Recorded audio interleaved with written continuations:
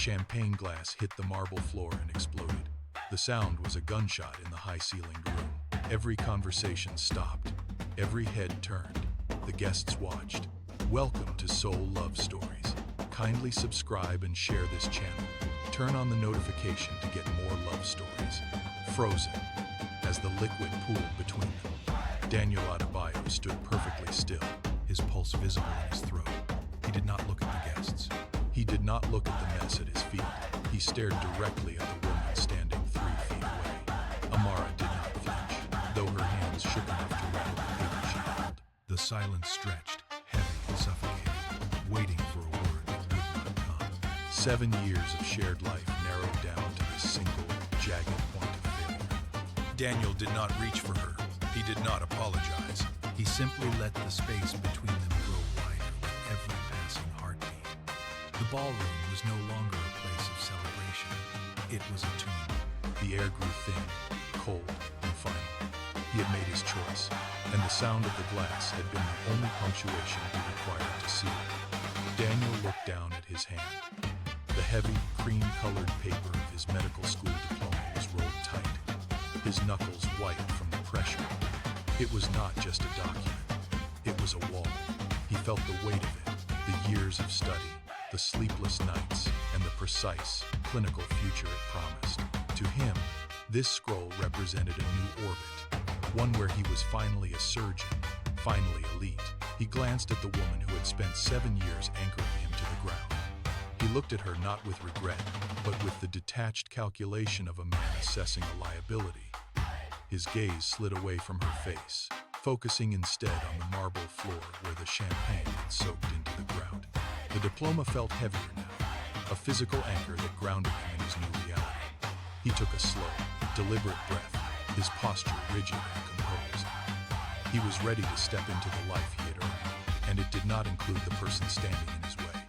He shifted his weight, turning his shoulder to her, effectively closing the door on their shared history. His silence was not empty. It was a declaration of distance, a clear line drawn between who he had been and the man he was determined to become. Amara stared at the document. The edges of the paper were crisp, sharp enough to cut if she held them too tight. She looked at the signature block, the ink still dark and permanent against the white surface. Her fingers gripped the paper so hard her knuckles turned pale. A desperate attempt to hold on to something that had already slipped away. She tried to read the legal phrasing, but the letters swam and tangled, refusing to form coherent thoughts. Every word on that page felt like a physical strike. She looked up at him, searching for a trace of the man who had promised her a life together, but found only a stranger looking past her.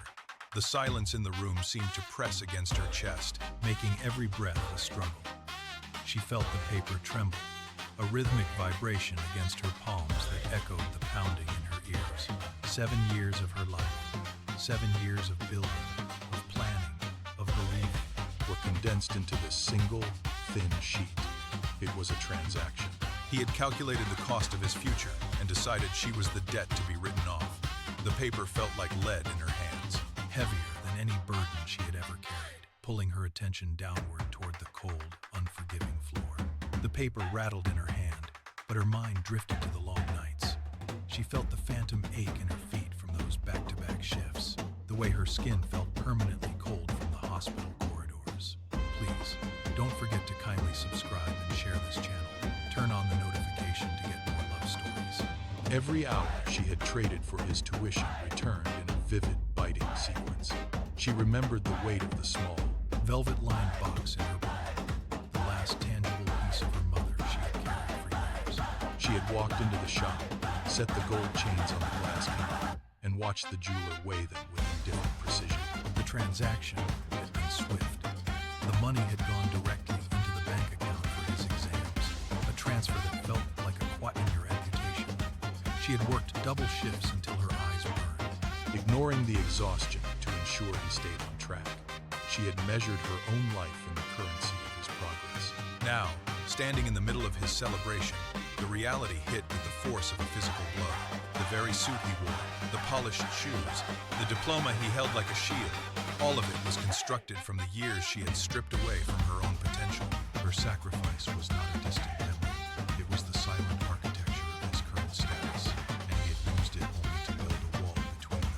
Daniel did not wait for her to process the weight of the document. He glanced toward the center of the room, where his colleagues were gathering, then shifted his gaze back to her with a look of clinical detachment. He stepped into her personal space, though he refused to meet her eyes directly. "Look around you." "Amara," he said, gesturing toward the polished fixtures and the elite crowd surrounding them. "The landscape of my life has shifted. I have reached a level where your presence is no longer an asset, but a liability. You belong to a version of me that no longer exists, and quite frankly, you are no longer a match for the status I have earned." He paused, his voice dropping to a low, measured cadence that carried clearly across the small gap between them. "Do not make this difficult. Sign the papers and accept that our paths were never meant to run parallel this far." He turned his body slightly, signaling that the conversation was effectively over. He checked his watch, his posture rigid and focused entirely on the room beyond her. Amara stood still, the paper still trembling in her fingers, as the hum of the ballroom celebration continued, indifferent to the destruction he had just finalized with a few calculated words. The ballroom noise seemed to sharpen, the clinking of crystal and low murmur of elite guests pressing against her ears. Amara looked at the document in her grip, then at the man who had just dismantled their shared history with a rehearsed script. She did not cry. She did not plead. Instead, she loosened her fingers. The divorce papers fluttered down, landing with a soft, insignificant sound against the polished marble. She took one step back, then another, widening the distance between them until he was just another face in the crowd. She turned her back on him, ignoring the curious glances from those watching the scene unfold. Her heels clicked steadily against the hard floor, a rhythmic, solitary sound that cut through the music. She walked toward the grand mahogany doors, her head held level. She did not look back to see if he was watching. Every step toward the exit felt like shedding a weight she had carried for years. As she reached the heavy brass handles, she pushed. The cool night air rushed in, meeting the humid, perfumed warmth of the ballroom. She stepped through the frame, let the doors swing shut behind her, and left the sound of his success to fade into the dark. Daniel stood motionless, his gaze locked on the closing mahogany doors. For a heartbeat, the silence in the ballroom felt heavy, pressing against his temples. A sharp, unbidden thought flickered behind his eyes, the memory of a shared apartment, of late nights, of a face that had once been his anchor. His hand twitched, reaching out as if to catch the dying echo of her footsteps. But he stopped. The movement was small, barely a tremor, yet it felt like a betrayal of the new life he had carefully constructed. He caught a guest watching him and immediately stiffened. He adjusted his stance, pulling his shoulders back until his posture was once again an instrument of rigid control. He exhaled slowly, the breath steadying his heartbeat, and forced a thin, practiced smile onto his face. The doubt was a parasite. He crushed it with the weight of his own ambition. He turned away from the exit, scanning the room for his peers, for the people who mattered, for the status he had traded his past to secure. He did not look at the door again. The void she left behind was quickly filled by the clinking of glasses and the hollow, polite laughter of his new reality. 3 years evaporated into the hum of hospital corridors and the sterile scent of antiseptic. Daniel had climbed the ladder with calculated precision, his name now carved into the granite of elite medical institutions. He moved through his days with an efficiency that left no room for reflection. His apartment was a gallery of expensive, stark objects, each piece chosen for its status rather than its warmth. He filled his evenings with high-stakes dinners and networking, conversations that never veered beyond the surface of stock markets and surgical breakthroughs. Yet, in the quiet gaps between his busy shifts, a strange silence followed him. He would stop at a coffee shop, see a woman in a floral pattern, and his pulse would spike only for him to immediately check his watch and remind himself of his upcoming meeting. The human cost of his ascent was tucked away in a drawer he refused to open. He had become a master of his domain, a surgeon whose hands were steady and precise, yet his life felt like a polished, empty theater. He stood before his bathroom mirror, checking his reflection for any sign of the man he used to be, finding only the cold, sharpened edges of a reputation built on total detachment. The operating room was a sanctuary of blue light and rhythmic beeping, Daniel gripped the scalpel, his movements fluid and rehearsed. He did not look at the patient, only at the incision, his focus narrowed to the singular goal of perfect execution. Around him, the nursing staff moved with practiced caution, aware of his volatile temper. Suddenly, a monitor spiked a frantic, irregular beat. The team froze, but Daniel did not look up. He adjusted his grip, his eyes scanning the field with the cold clarity of a predator. He issued a sharp, clipped command, his voice devoid of hesitation. He bypassed the standard protocol, opting for a high-risk graft that few surgeons would dare attempt. His hands remained steady as he navigated the delicate tissue, the tension in the room thick enough to choke on. He worked with a surgical arrogance that bordered on cruelty, forcing the outcome to match his intent. With a final, precise movement, the monitor leveled out. The rhythm returned to a steady, predictable pulse. Daniel pulled back, peeling off his gloves with a snap that echoed in the silent room. He walked toward the scrub station without offering a word to his team, his expression one of bored satisfaction. He was the architect of life and death, and he knew it. A heavy, cream-colored envelope arrived at Daniel's office on a Tuesday morning. It was delivered by a courier who waited for a signature before vanishing into the elevator. Daniel slit the wax seal with a letter opener, expecting another routine fundraiser invitation from the local hospital board. Instead, the card was embossed with a crest he recognized from international financial journals. It was an invitation to the annual charity gala in Seoul, hosted by the Kang family. He traced the gold lettering with his thumb, calculating the potential for high-level networking. This was not merely a social gathering. It was a gateway into circles where surgeons were treated like royalty. He checked his schedule, clearing his calendar for the weekend without a second thought. A brief search on his tablet revealed the list of attendees: billionaires, industry titans, and political figures. He leaned back in his leather chair, a smirk touching his lips as he imagined the influence he would exert among the elite. He did not notice the subtle tremor in his own hand as he confirmed his attendance. The invitation sat on his desk, a silent promise of recognition. He believed he was stepping into a world he had earned, entirely unaware that the foundation of his reality was about to shatter. The ballroom in Seoul was a cavern of light and polished stone. Crystal chandeliers hung low, casting a sharp, artificial brilliance over the crowd. Daniel moved through the sea of industry titans, his presence measured and precise. He accepted a glass of champagne from a passing waiter, the stem cool against his palm. Around him, the air hummed with the low, rhythmic cadence of powerful men discussing mergers and policy. He caught a glimpse of his reflection in a mirrored pillar, his expression one of calculated ease.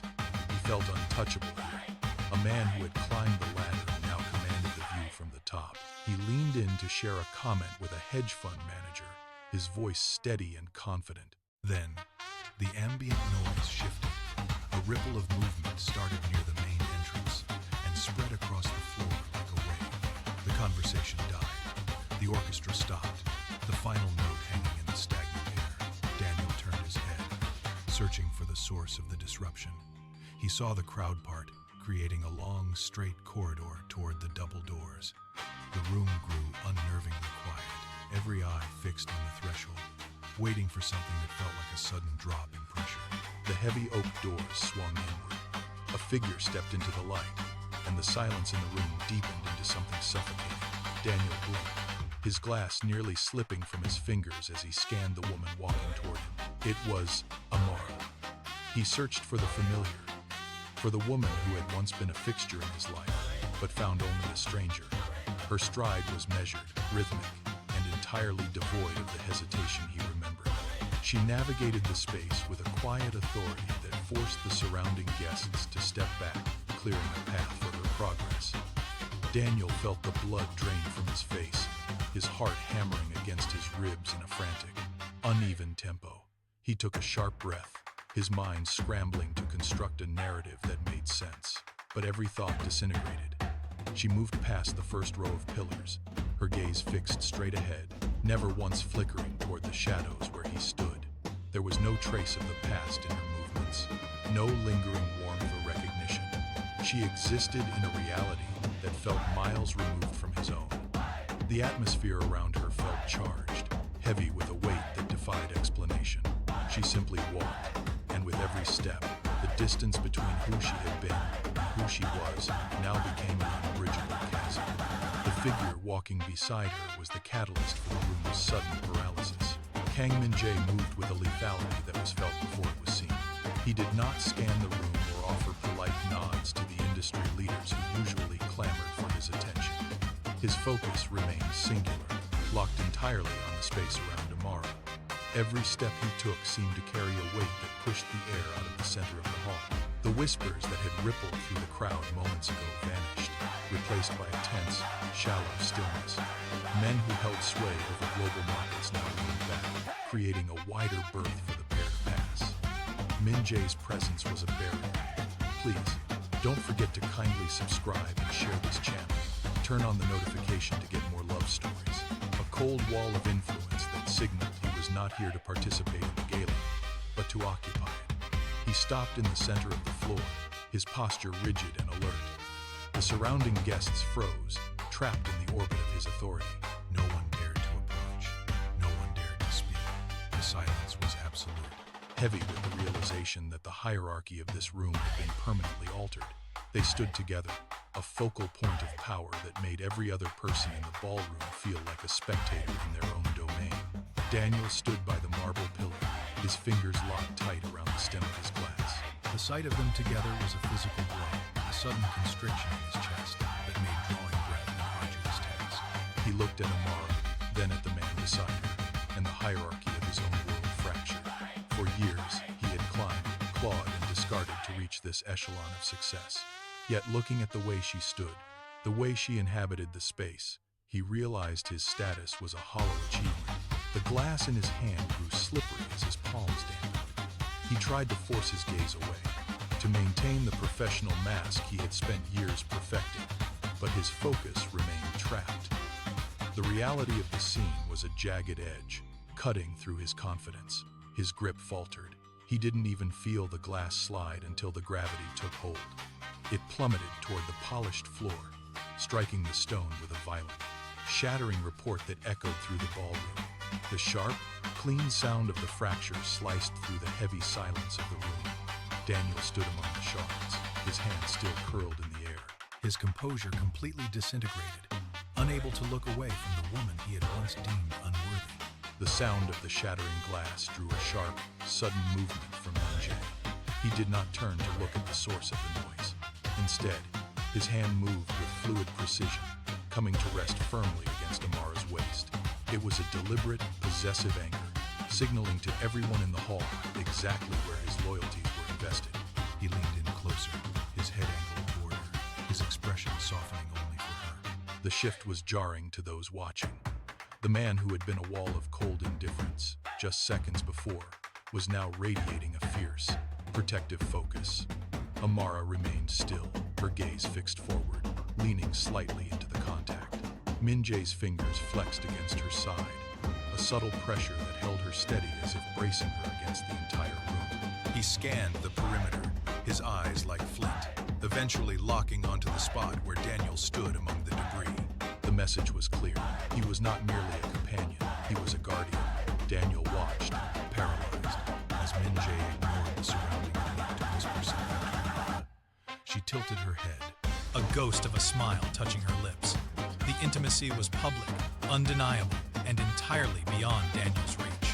He stood in the wreckage of his own making, watching the man he could never be protect the woman he had abandoned. The silence following the shattered glass did not last.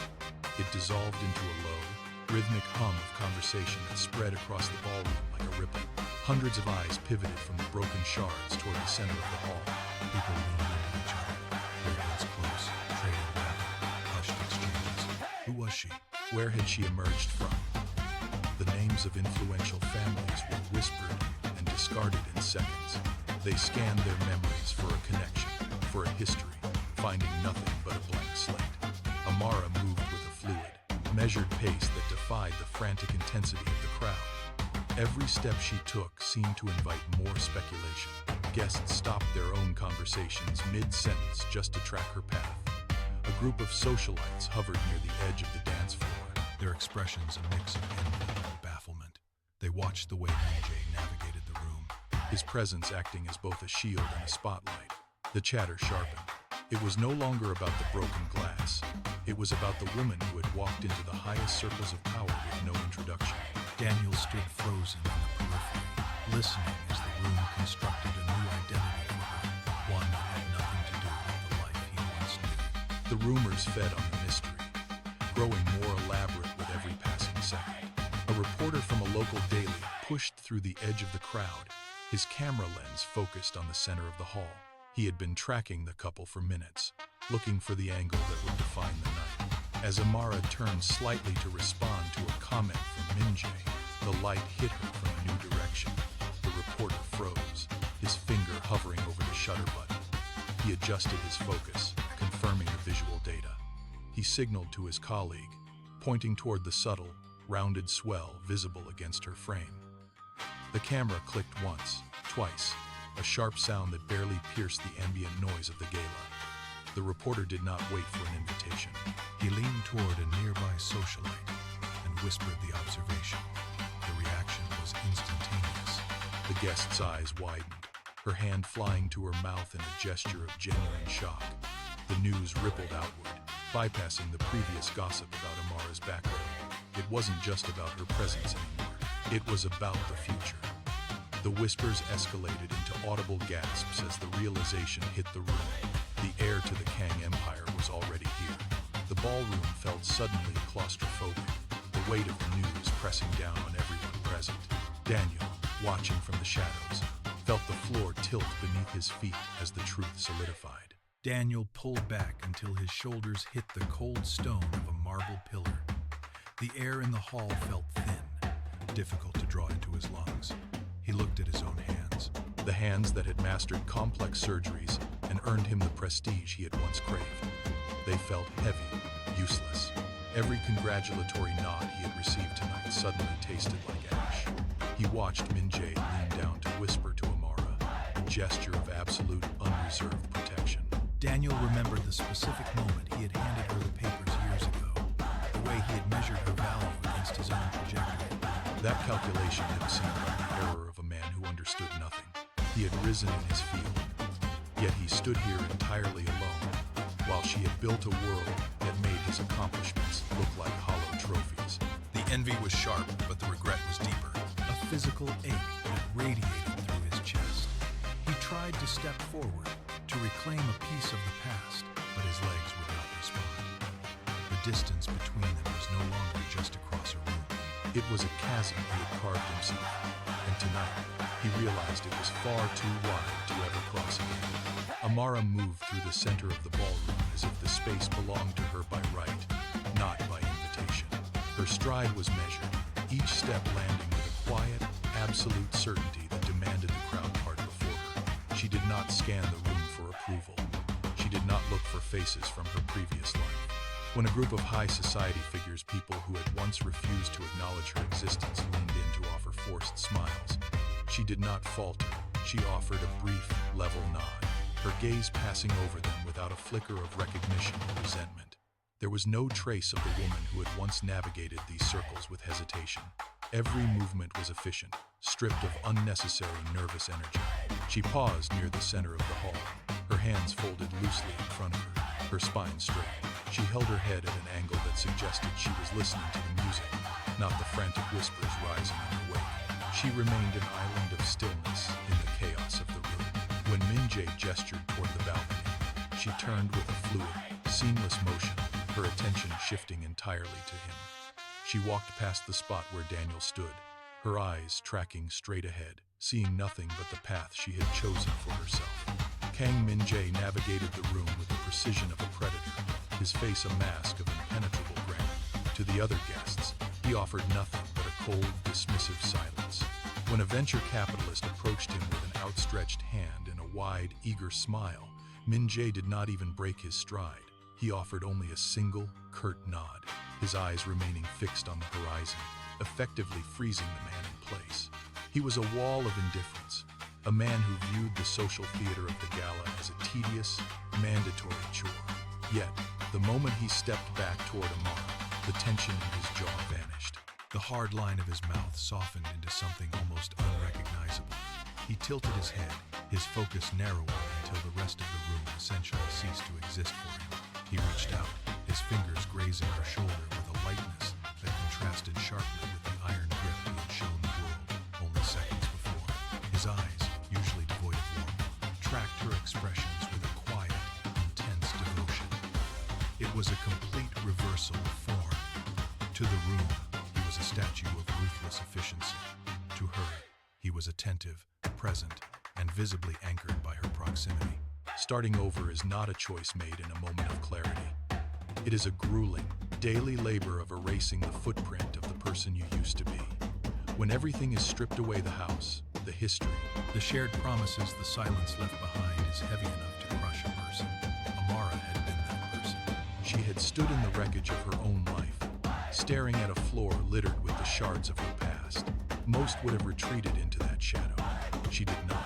She treated the loss as a terminal point. Please, don't forget to kindly subscribe and share this channel. Turn on the notification to get more. A hard reset. She learned to sleep in rooms that echoed with her own breath. She learned to eat meals bought with money she had earned through exhaustion, not through the favors of others. Every action became a brick in a new foundation.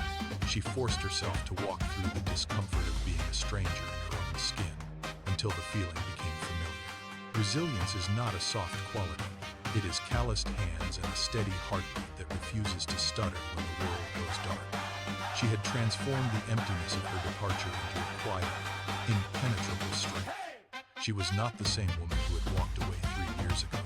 She had been forged in the cold, and now she stood as the architect of her own existence. Daniel stood by the marble pillar, his glass forgotten on a passing tray.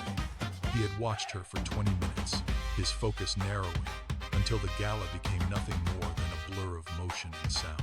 Every time she laughed, a sharp, familiar rhythm, his pulse spiked. He had built a life of prestige.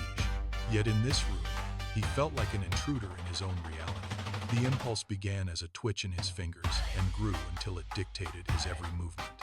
He turned away from his colleagues, ignoring their attempts to engage him in conversation.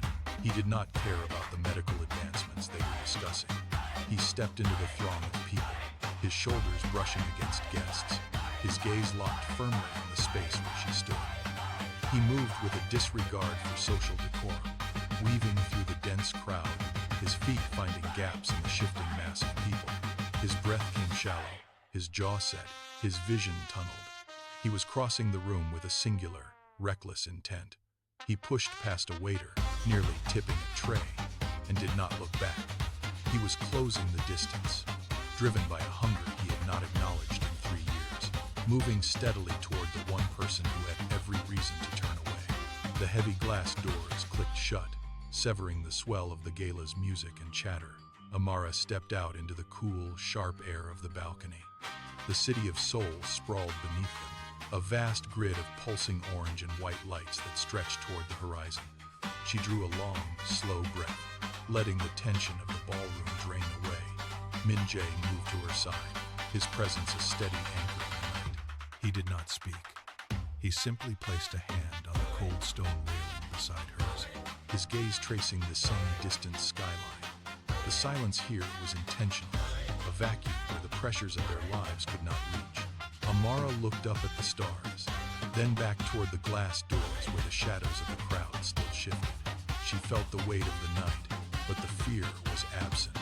Min-jae reached out, his fingers grazing her palm, a brief, firm contact that grounded her. They stood in the stillness, two figures silhouetted against the glowing expanse of the city.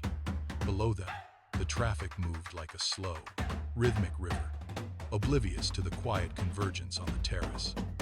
For these few minutes, the world was nothing more than the wind against their faces and the shared, unspoken certainty of their position.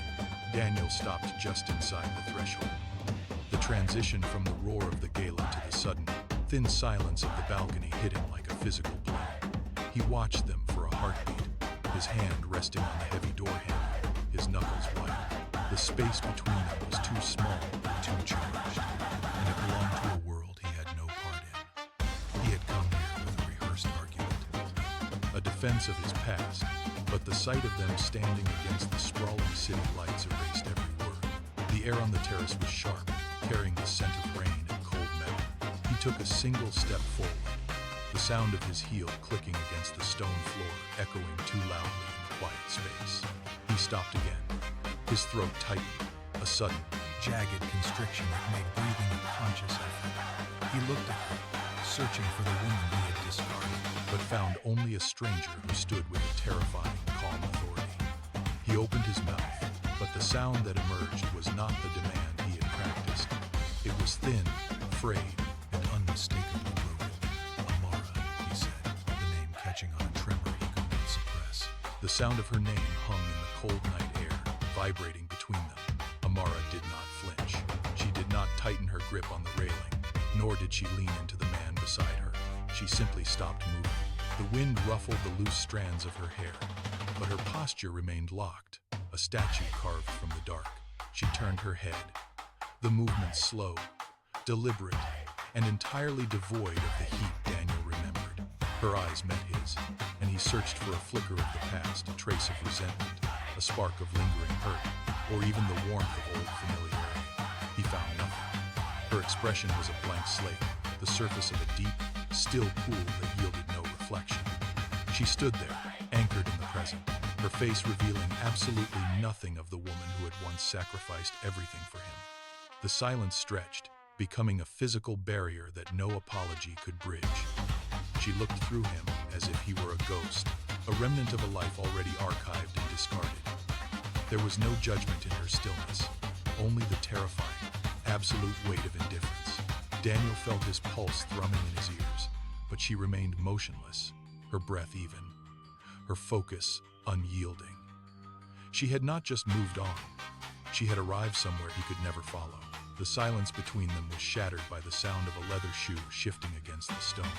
Kang Min-jae moved with the precision of a predator, stepping forward to close the distance. He did not look at Daniel, yet his presence commanded the space, pushing the air from the small terrace. He angled his body, placing his frame as a deliberate wall between the two. Amara did not move, her gaze still fixed ahead, her silence absolute. Min-jae's eyes locked onto Daniel's. They were flat, hard, and devoid of any social pleasantry. He did not raise his voice, yet the low timbre of his words carried a dangerous, vibrating clarity. "She has nothing to say to you, Doctor," he stated. The warning was not a suggestion. It was a boundary line drawn in stone. He held his position, his jaw tight, his hands resting motionless at his sides. Every muscle in his stance signaled a readiness to act, a coiled tension that filled the space with the threat of immediate violence. Daniel stood paralyzed, the weight of the rejection hitting him with the force of a physical blow. There was no room left for his voice, no space for his regret. The conversation was over before he could even begin to defend his past. The warning hung in the air, but the tension did not dissipate. Min-jae turned his head, his gaze softening only for a fraction of a second as he checked the horizon behind them. It was a practiced, rhythmic movement, the instinct of a man guarding something far more precious than his own life. He reached out, his hand coming to rest on the small of Amara's back, a silent anchor in the encroaching dark. Beneath the surface of this gala, beneath the polished marble and the laughter of the elite, a clock was ticking. The secret was not merely a matter of inheritance. It was a structural fault in the foundation of the Kang Empire. The child Amara carried represented a shift in the balance of power that threatened to dismantle decades of influence. Enemies did not fear the billionaire. They feared the lineage he was now securing. Every shadow in the ballroom, every hushed conversation near the exits was a symptom of the same rot. Amara stood steady, her hand resting over her own midsection, the weight of the truth anchoring her against the coming storm. The danger was not just approaching, it was already woven into the fabric of the night, waiting for the singular moment when the mask of the Kang family would finally crack under the pressure of their own history. The gala floor continued its rhythm of music and clinking glass, yet the perimeter told a different story. Near the heavy velvet curtains of the north entrance, two men stood motionless. They did not drink. They did not speak. Their eyes were fixed, scanning the crowd with a calculated, predatory focus that cut through the festive haze. They were not guests, they were waiting. A subtle nod passed between them, a silent command that shifted their posture from casual observation to active pursuit. Further back, near the service corridors, a third figure adjusted a small communication device, his eyes darting toward the balcony where Amara and Min-jae remained. The air grew dense with the scent of ozone and the static of hidden radio frequencies. Every movement they made was synchronized, a slow, tightening circle designed to isolate the couple from the safety of the crowd. They were looking for a crack in the armor, a single lapse in concentration that would allow them to strike. The music seemed to pulse in time with the tightening tension, marking the seconds until the facade would break. The watchers adjusted their positions, stepping deeper into the shadows, their intent clear and absolute. The moment of weakness was coming, and they would be ready to claim it. The music did not stop, but it changed. The upbeat tempo of the string quartet began to drag, the notes warping into a low, dissonant hum that vibrated through the marble floorboards. Conversation among the guests seemed to lose its meaning, turning into a muffled, static-filled drone that retreated into the background. Amara felt the shift first. She reached out, her fingers brushing against the cold stone of the balcony railing, and realized the air had grown heavy, almost viscous, as if the oxygen were being pulled from the room. The golden light of the chandeliers flickered, casting long, erratic shadows that danced across the faces of the unsuspecting crowd. Every laugh felt forced. Every clink of glass sounded like a warning shot. The atmosphere was no longer that of a celebration. It was the pressurized silence of a storm cell. The space around them felt smaller, the walls closing in with a slow, deliberate pressure. Min-jae shifted his weight, his muscles coiled, responding to a change in the environment that no one else seemed to notice. The gala was dissolving. The vibrant energy of the evening was being drained away, replaced by a sharp, metallic taste of impending violence that lingered on the tongue. The danger was no longer hidden. It was vibrating in the very air they breathed. Min-jae did not look back. He gripped Amara's hand and moved with rapid, purposeful strides toward the service door behind the main stage. The heavy metal door groaned as he pushed it open, revealing a concrete stairwell that spiraled down into the earth. They descended, the sound of the gala vanishing behind them, replaced by the hollow echo of their own footsteps. The air here was cool, smelling of damp concrete and motor oil. They reached the basement level, a vast expanse of parking stalls illuminated by flickering, yellow-tinted overhead lights. The garage was cavernous and empty, save for rows of dormant vehicles.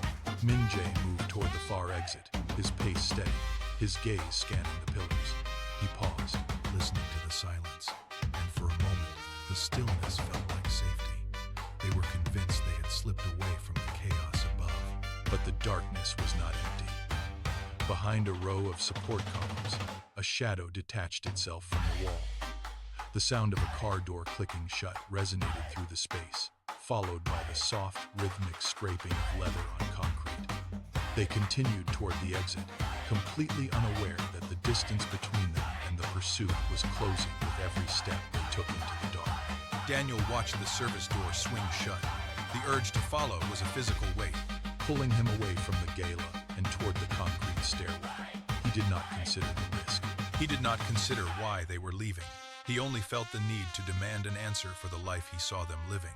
He pushed through the same heavy door, the metal biting into his palms. The stairwell was steep. Please, don't forget to kindly subscribe and share this channel. Turn on the notification to get more help. His descent hurried and clumsy, his breathing sharp in the confined space. He emerged into the garage, greeted by the same dim yellow light that had swallowed the others. He scanned the rows of cars, his eyes desperate to find movement.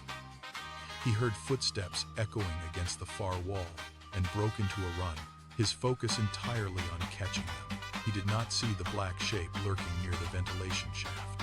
He did not hear the engine idling in the distance. He was entirely blind to the shift in the air, his mind fixated on reclaiming a version of the past that no longer existed. He rounded a support pillar, his pace quickening, stepping deeper into the center of the dark garage, unaware that he was walking directly into the path of a closing trap. Daniel stopped. The air in the garage had changed, growing heavy and thick with the smell of exhaust. He pressed his hand against the cold surface of a concrete pillar, his pulse hammering against his ribs. Ahead, the shadows between the support columns seemed to deepen, vibrating with an unseen intensity. Then, the silence broke. A sound like a gunshot ripped through the hollow space, followed by the high-pitched whine of rubber losing its grip on the floor. From the far corner of the parking level, a pair of brilliant white beams cut through the gloom.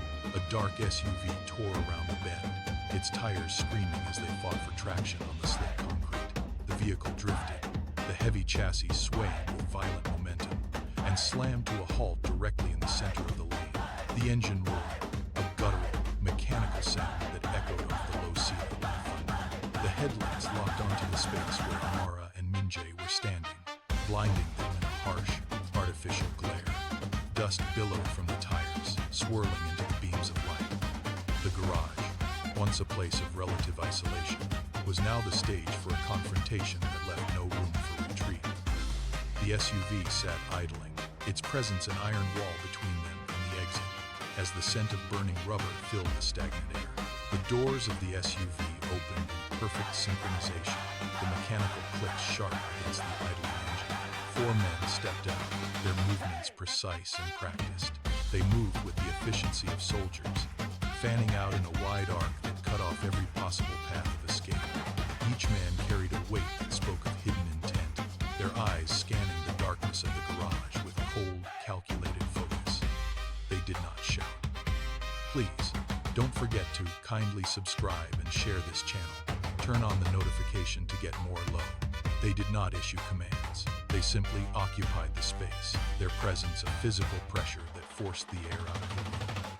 Amara and Minjae stood anchored in the center of the glare, the men closing the distance with steady, rhythmic strides. The sound of their boots scraping against the concrete floor echoed like a countdown. One man moved to the left, another to the right, their boots kicking up fine grit from the floor. They stopped 10 paces away, forming a semicircle that pinned the couple against the wall of the parking structure. The atmosphere tightened, the silence of the garage now replaced by the heavy, rhythmic breathing of the intruders. Every exit was blocked. Every shadow was occupied. The trap had fully tightened, and the space between the attackers and their targets vanished into a single, razor-thin line of potential violence. The lead attacker took one final, decisive step. The air crackled with the intent of the room. Before the man could raise his hand, Minjae moved. It was a blur of calculated, fluid motion. He pivoted, his body becoming a rigid barrier between the attackers and the woman behind him. With a firm, steady grip, he pulled Amara into the safety of his shadow, tucking her away from the line of fire. His stance widened, his weight shifting to the balls of his feet, ready to absorb the impact of a strike. He did not look back. His eyes remained locked on the lead intruder, his jaw set, his breathing controlled and deep. He had transformed the space around them into a sanctuary of raw, physical defiance. Amara felt the strength of his frame pressing against her, a solid, unyielding wall against the encroaching threat. Every muscle in his body was coiled, prepared to intercept whatever violence came their way. He didn't speak. He didn't need to. His posture shouted a warning that resonated through the concrete chamber. The attackers hesitated, caught off guard by the speed of his reaction. For a heartbeat, the entire garage went still, the only sound the low, steady thrum of the idling engine and the synchronized, heavy breathing of men ready for war. The standoff hung in the air, weighted and thick. Seconds dragged into an eternity of held breaths. The lead attacker tightened his grip, his knuckles whitening, but he did not advance. He scanned for a weakness in the wall Minjae had created, yet found none. Every shift of the intruder's weight was met by a counterbalance from Minjae. The silence in the garage became a physical force, pressing against their eardrums. Amara watched the reflection of the overhead lights in the eyes of the men surrounding them. Seeing the flicker of hesitation, they had expected fear. They had expected a retreat. Instead, they found a barrier that refused to yield. The lead attacker shifted his feet, the scrape of rubber on concrete sounding like a gunshot in a confined space. He exchanged a sharp, questioning glance with his subordinates, seeking a signal to strike. Minjae never blinked. His focus remained absolute, a predator watching for the slightest twitch of a muscle. The air temperature seemed to drop, the humidity of the basement clinging to their skin. The intruders were caught in a loop of their own uncertainty, paralyzed by the sheer intensity of the defense. The breaking point arrived in the form of a single slow exhale from Min Jae, a sound that signaled the end of the waiting game. The silence shattered. The lead attacker lunged, a desperate sprint across the oil-stained concrete. Min Jae did not wait for the strike to land. He stepped into the path, meeting the man with a precise, closed-fist blow to the midsection. The impact echoed off the low ceiling, followed instantly by a guttural gasp for air. Two more figures swarmed from the shadows, flanking them. Min Jae pivoted, using his momentum to shove the first attacker into the path of the others, creating a tangle of limbs and momentum. The garage erupted into a cacophony of heavy breathing, the thud of boots against stone, and the sharp scrape of metal sliding across the floor. A steel pipe whipped through the air, narrowly missing Min Jae's shoulder as he ducked low. He caught the attacker's wrist with both hands, twisting until the weapon clattered away. Every movement was a calculated trade-off between offense and the absolute necessity of keeping the space around him clear. He threw a heavy punch, felt the resistance of bone, and watched the man stumble back against a support pillar. The chaos was absolute. A blur of motion in the dim emergency lighting, with every second demanding a reaction to survive the next. The attackers realized the strategy, bypassed the man, reached the woman. One surged forward, seizing a heavy steel wrench from the concrete floor. He swung it in a wide, lethal arc aimed directly at Amara. Min Jae saw the trajectory before the man even committed his weight. He did not dodge. He lunged, closing the gap in a heartbeat, and threw his own body into the path of the swing.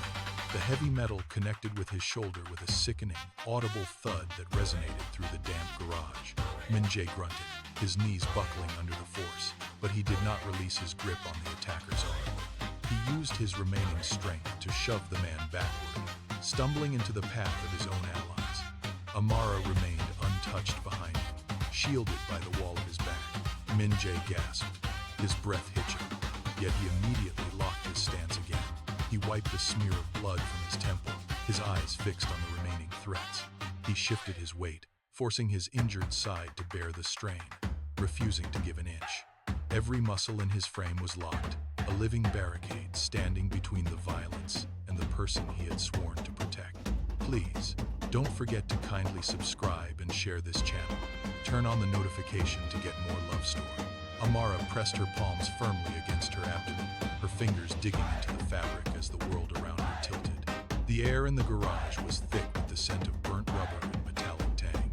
Each thud of a body hitting the concrete sent a jolt through her, but she stayed rooted behind the silhouette of the man shielding her. She felt the cold concrete wall against her back, a hard, unyielding anchor in the middle of the violence.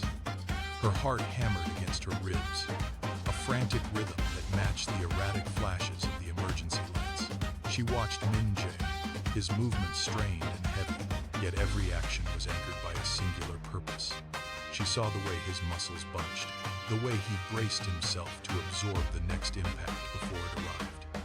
Fear threatened to paralyze her, but she forced herself to breathe. Short, controlled gasps that kept the panic from overwhelming her senses. She knew the stakes were not just her own life. She leaned into the protection offered, her gaze darting between the shadows and the man standing between her and the encroaching figures. She did not scream. She did not run. She waited, eyes wide and focused, trusting the weight of the man who stood as her only barrier against the darkness. 10 feet away, tucked behind a concrete pillar, Daniel watched the scene unfold. His hands were pressed against the cold, rough surface of the pillar, his knuckles white. Every instinct he possessed as a surgeon, the need to intervene, to save, to fix, was screaming at him to move. Yet his legs remained anchored to the floor. He saw the way Min Jae took the brunt of the violence, the way his frame shuddered under the repeated strikes. Daniel looked at his own hands, steady and clean, and felt a wave of nausea. He had built his entire identity on the prestige of his title, on the distance he kept from the grit of reality. But in this garage, that status meant nothing. He tried to step forward, to shout, to offer some semblance of help, but his voice died in his throat. He was a spectator to his own failure. He watched Amara, huddled behind the man who was bleeding for her, and saw in her eyes a quiet, iron resolve he had never witnessed when they were together. The realization settled in his chest, heavy and suffocating. He was not a man of substance. He was a hollow shell, standing in the dark, watching a life he had discarded become something he could never touch, nor ever hope to defend. The heavy slam of vehicle doors echoed through the garage, followed by the rhythmic thud of boots on concrete. 4 men emerged from the shadows, moving with a synchronized precision that transformed the chaotic space into a tactical theater. They did not shout. They did not hesitate. They formed a tight, impenetrable circle around Amara, their bodies overlapping to create a living shield. One attacker lunged forward, blade glinting, but he was met with a swift, calculated strike that sent him sprawling against a support beam. The formation tightened further. Amara was completely obscured from view, tucked into the center of a wall of strength that absorbed every blow, every threat, and every movement from the encroaching figures. The attackers tried to flank, but the guards shifted in unison, Feet pivoting, shoulders locked, maintaining the perimeter with mechanical accuracy. The violence outside the circle became a dull, rhythmic thudding against the guards' backs. Inside, the air was still. Amara felt the steady, unmoving pressure of the men surrounding her. They were an extension of Min Jae's will, a barrier that no weapon could pierce. The opposition faltered, their momentum broken by the sheer, immovable presence of the team. One by one, the threats were neutralized, pinned to the ground or forced to retreat, leaving the center of the garage silent once more. The garage fell into a heavy, ringing silence. Daniel remained glued to his spot, his eyes locked on the scene unfolding in the center of the concrete floor. Min Jae knelt, his hands moving with deliberate, searching movements to ensure Amara was unharmed. There was no vanity in the gesture, no concern for his own well-being or the mess of the struggle. He simply existed to ensure she was safe. Daniel felt the weight of his own past choices crash down on him. He had once believed that his medical degree and his rising social standing made him the superior partner, that Amara was merely an anchor to his ambition. Now, watching the way she leaned into the protection offered to her, the truth was undeniable. She had not found a savior in the traditional sense. She had found a partner who saw her as an equal. Daniel looked at his own hands, the hands that had once pushed her away for the sake of an image. They felt cold and useless compared to the raw, protective fire he had just witnessed. The realization was sharp and absolute. He had spent his life chasing a status that left him isolated, while Amara had built a life on a foundation of genuine loyalty. The man he was when he left her was a man of paper, and in the face of this reality, that paper had finally burned to ash. The tide of the skirmish turned with a single sharp whistle from the shadows. One of the remaining attackers dropped his weapon, the metal clattering harshly against the concrete floor. He did not look back. His companions followed suit, scrambling toward the exit with frantic, uneven strides. They had come expecting weakness, but they had found a wall they could not break.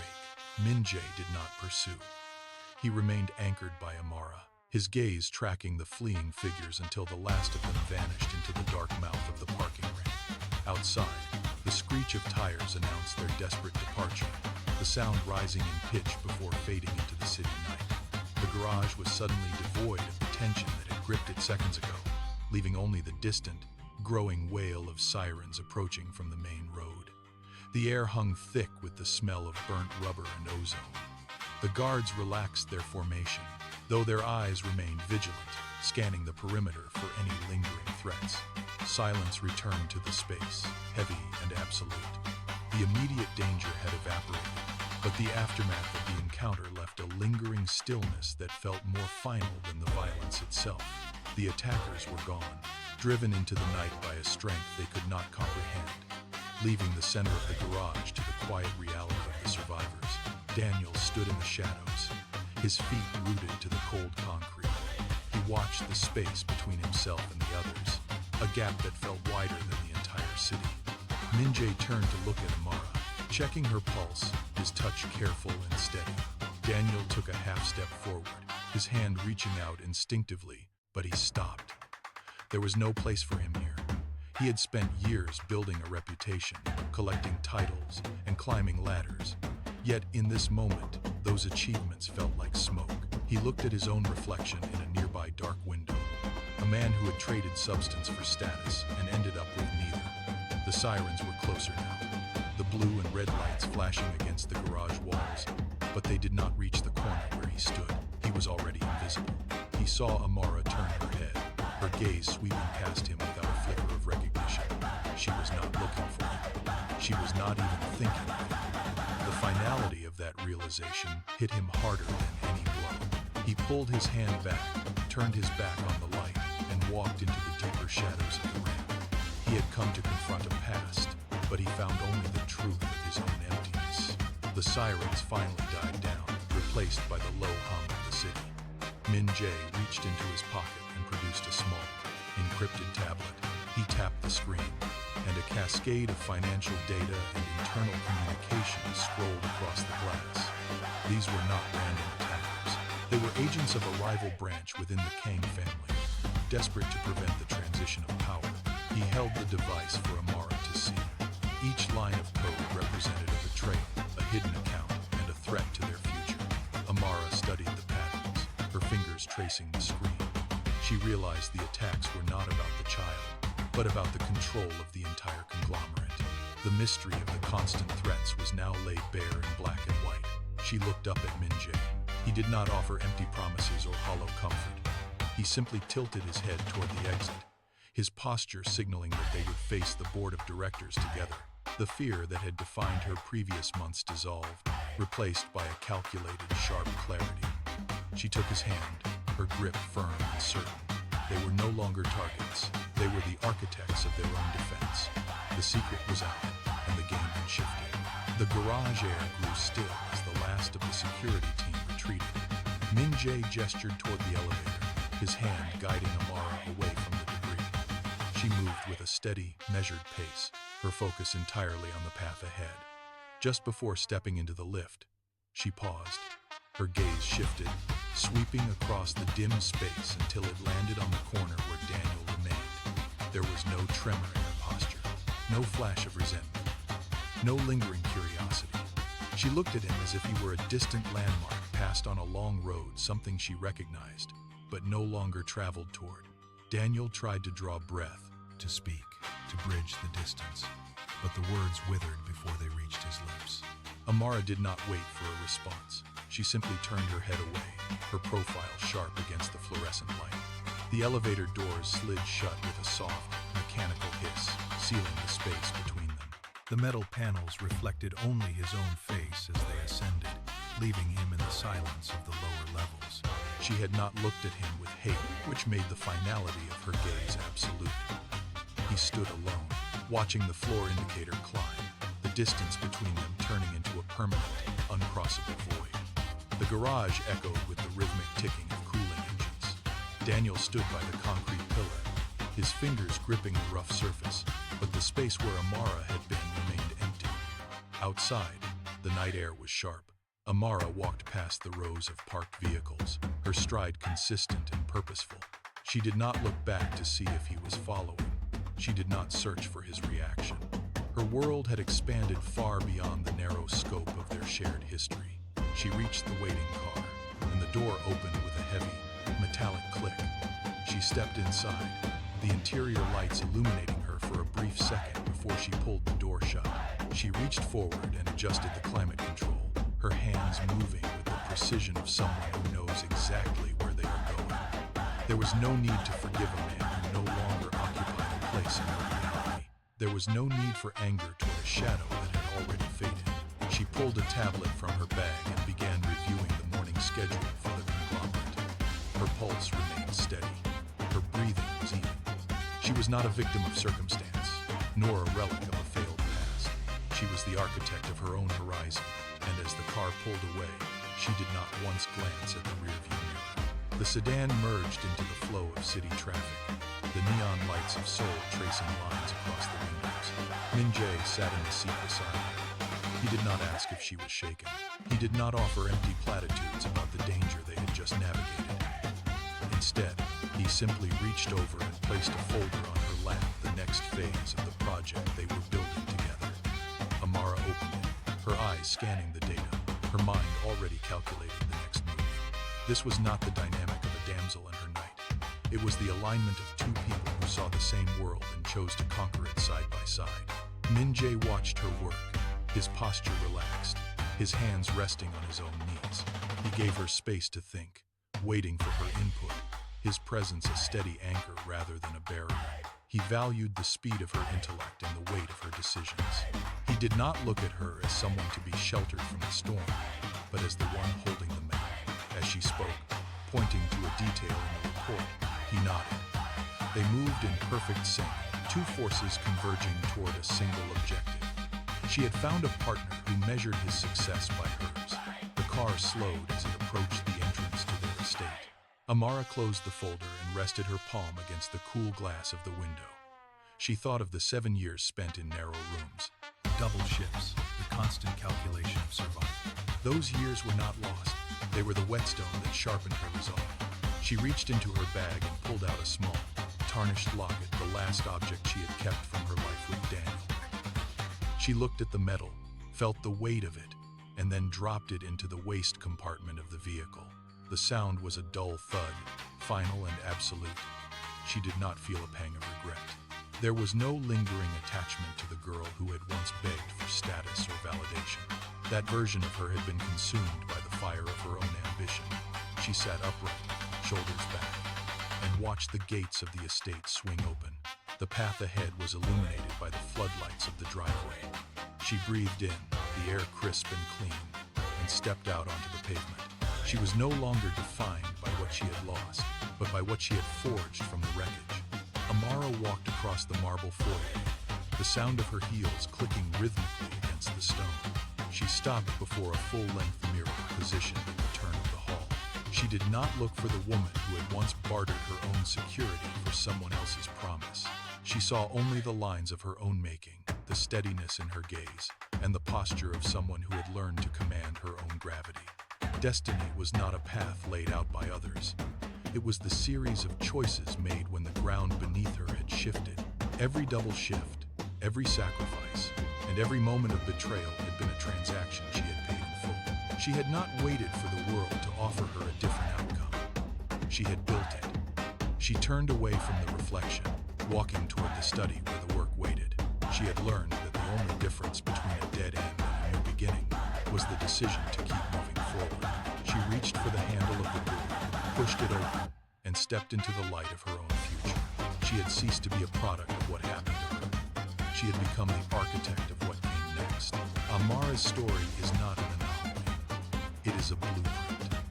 When she walked away from the life that stifled her, she did not look for a savior to rewrite her history. She picked up the pieces of her own fractured reality and built something that could not be broken. You have stood where she stood, facing the weight of a world that demands you stay small. You have felt the friction of starting over when the cost of moving forward seemed too high. But the strength that defined her journey is the same potential resting in your own hands right now. It is the decision to stop waiting for permission to change your circumstances. It is the act of choosing your own trajectory even when the path is obscured. If this story has resonated with your own experience of rising from the ashes of your past, then you are ready to take the next step. Join our community of people who refuse to be defined by what they have lost. Hit the subscribe button and turn on notifications. We share powerful stories every week to remind you that your destiny is not written by your obstacles, but by your response to them. Do not let your story end here. Subscribe now and begin building your own future.